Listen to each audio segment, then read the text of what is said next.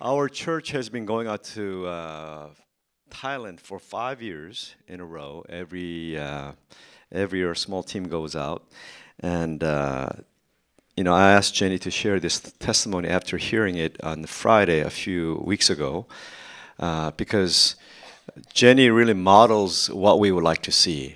That is, we talk about calling, and for Jenny, this Thailand has really been on her heart, and God laid Thailand in her heart, and she loves the people of Thailand, and it's because of her that our church has been going out to Thailand every year for 5 years. Thailand is not one of our three foci countries, which are North Korea, India, and Zimbabwe. But because of Jenny, the team has been going out, and I asked her to share her testimony because through her time there, she has actually seen the whole development of this, what was once very, very small ministry to the needy people there.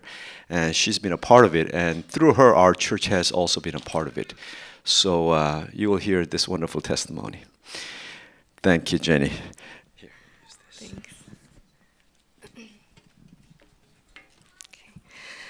Thailand has been dear to my heart since my first short-term missions trip to Thailand in 2000 through Campus Crusade for Christ. It was then that I fell in love with the country, the food, and most importantly, its people. Thailand is known as the land of smiles, and the people there are friendly, kind, and strive to live good lives, so it saddens me that they do not know the one and only living God.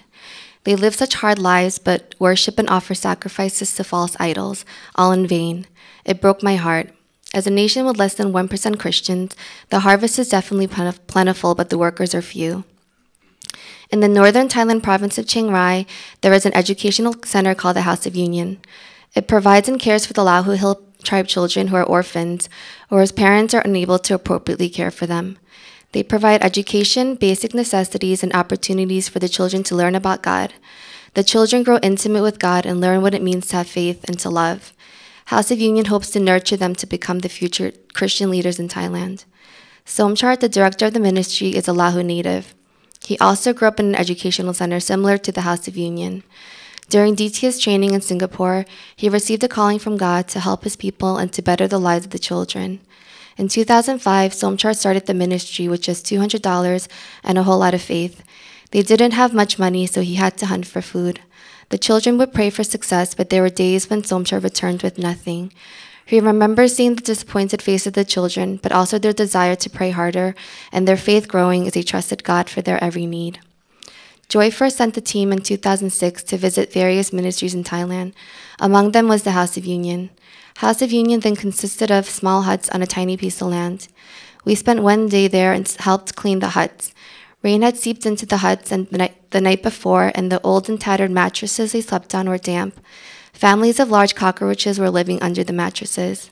I couldn't believe the children were living in such conditions, but to them, even this was a blessing. When we returned in 2007, House of Union went through a drastic transformation. They had purchased a large piece of land with the support of a foreign missionary couple, Ron and Debbie Grosser. Ron and Debbie were missionaries from the States who built a relationship with Somchart, and they served as his mentors. They saw the need, and God led them to pour their life savings into helping Somchart purchase this piece of land. In addition, Joy donated a few $1,000s towards building the girls' dorm. They built a small pond to farm fish and also started a garden to grow fruits and vegetables. In 2009, House of Union had changed even more. Vegetables were growing in the garden we helped start, and there were cows, pigs, and chicken on the land through people's donations. There was growth, but we also noticed the place was dirty. Flying cockroaches filled the common areas in our sleeping quarters. With the number of children growing, Somchart and his wife Nina were still the only staff members, and it was difficult for them to maintain the center. Their prayer request was that they find staff members who would serve at the House of Union and people who would support them on a monthly basis. In 2010, we saw the newly built staff house, which a team from Singapore came and helped to build. More children were living at the House of Union, and more sponsors were found to support them.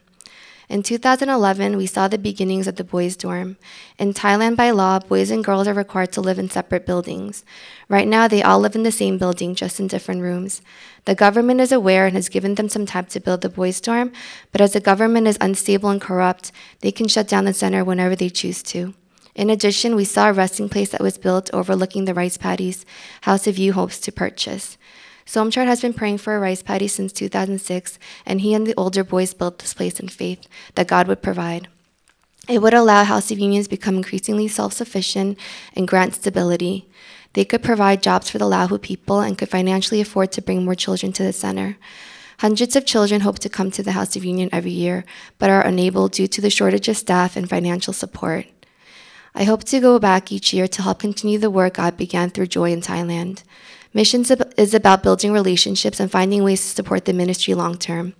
I, as well as past team members, continue to communicate with Somchart via email about how the children are doing, prayer requests, and needs at the House of Union.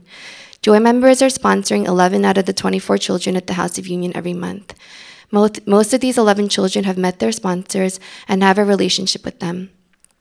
We may not do anything dramatic during our visits and as we continue to build relationships, but it is my prayer that these children are touched, knowing that people thousands of miles away who don't speak their language want to love them and support them because of Jesus' love. It's incredible how much God allows House of Union to grow every year. It is amazing to be an eyewitness to how far God has brought them. It started with a man with nothing but a calling from God, and now the ministry has grown almost miraculously. I see the growth of the House of Union and can see that miracles do happen in our time. Thank you.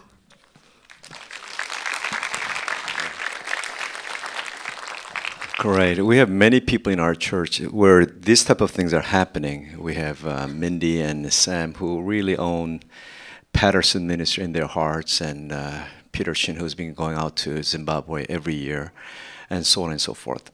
Different people. And we just hope we'll see more of it happen, that you will pray, Lord, what are you laying on my heart that my life does not become just about me, and me and my family, just much bigger than that. God has, given us life so that we can bear much fruit. Now, the boys' dorm, right? It is in the middle of construction, but it is not finished yet, and they need money. Mm-hmm. Okay, how much more money do they need? They need 4,000 more. 4,000. Out of 10,000, because, yeah. Well, that's not much money at all, 4,000. Wow. All right. Well, if you would like to help finish that dorm, and whatever you want to, support, if you would write a check, Joy Christian Fellowship, and put House of Union Thailand or House of Union, we would do that, and I hope we'll collect more than $4,000. I mean, that should not be all that difficult. So let's give a hand for Jennie and.